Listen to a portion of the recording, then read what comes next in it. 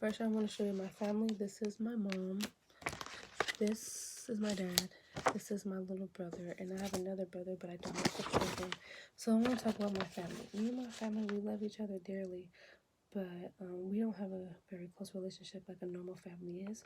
I grew up in a very toxic household. And then when I was 8 years old, I realized and figured out myself that my dad was doing drugs. So, of course, that caused a lot of more arguments and stuff in the household. So my mom and dad, they split up when I was like 11, 12. So I would go over my dad's house. And I began to see that my dad was doing the drug that he was doing. He was doing it a lot more. So I seen him high all the time. I didn't like that. So I barely went over his house because of that. When I was in the 8th grade, my half brother, his mom died, so he had to live with my dad. Like I said, I didn't like going over my dad's house, but I went anyway because I have my brother. I don't want my brother to live around that. We're both kids. It's scary to see a parent on drugs. So when we were in the 8th grade, he ended up going to jail for drugs. He ended up being in there for a couple months. He ended up coming back out and doing it again. In the 10th grade, he ended up going to jail again for drugs, but this time he lost everything. He lost my brother, his house, car, everything. So he was in jail for a year, and then he had to go to rehab for some months. So afterwards, when he got out of jail, he was like way better. Like he didn't want to do drugs anymore. Like he was very clean. So because of that, our family is doing better. My half brother did not like my dad. He hated my dad so much, and now they have a better relationship. So it's like better for us. Even though my mom and dad are not together, they still love each other, and they're trying to rekindle and still have a better relationship. Since my brother is under 18, and my dad still needs to be in my mother's life because of that. Next, my greatest pain. My mother has given me the greatest pain, and I say this because she has said very evil and mean things to me. Even when my mom and dad, when they broke up, it gotten worse from her. And so I was at a point where I wanted to kill myself. Like I was depressed, like I wanted to kill myself, and I wanted to hurt her really bad. So I had no one to talk to, and for some reason I blamed God, like it was God's fault. So I went to the counselor and was talking to her and telling her because I had nobody else to talk to. She ended up calling the police and sent me to the crazy house and said I was a danger to my family and put me on suicide watch. Like, I didn't really want to kill myself. I just said it so my mom can just be like, oh, I look at the way I'm talking to her. It's hurting her feelings and her health. Yeah. But it didn't work. My mom ended up calling me a sympathy seeker, cussing me out, calling me all these names. But now it doesn't hurt my feelings anymore because I'm grown. But my mom doing that, she really had me judging myself. I know it's odd, like to judge yourself, you mainly judge others. But just like what Brian was saying on February 24th about attribution theory and self bias, and how attribution theory is when you judge others, but also self bias is when you judge yourself. So then that's what I was doing. I was basically judging myself because of what off my mom was saying.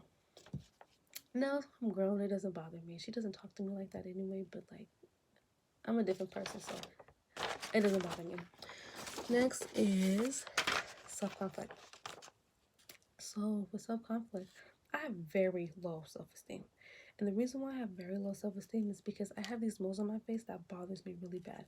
I don't feel pretty because I have these little black dots all over my face.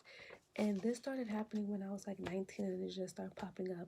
Like literally, I would say 2 weeks ago, another one popped up on my face. Like it's bad.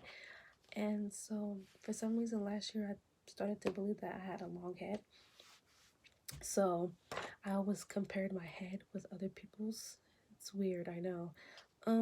But that's just how I was. And so I still to this day think I don't look pretty because I have all these moles on my face.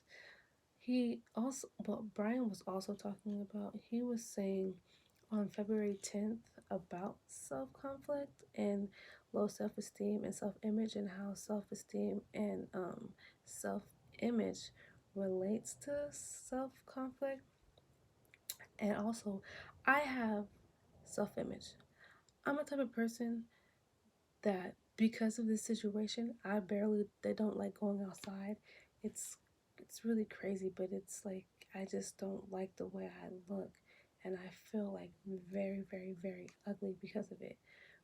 But I'm starting to realize that it doesn't matter how much I try, these moles are still gonna stay here, and more is still gonna grow. So I think I'm starting to do better with it.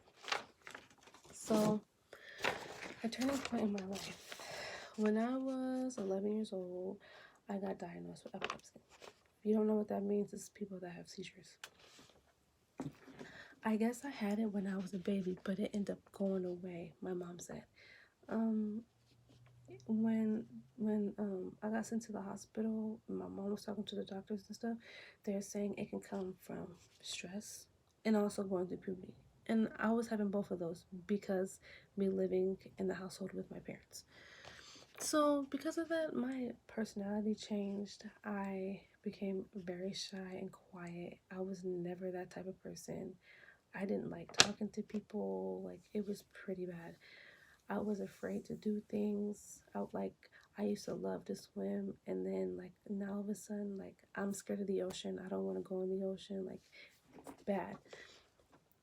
And I was embarrassed about it. I felt like people were gonna make fun of me if I told them that I did have it. People was gonna record me if I had a seizure. And so I began to realize, like, I should be grateful because some people are dying, and then some people become mentally retarded. People are like, it's like really bad out here, and so I need to be thankful.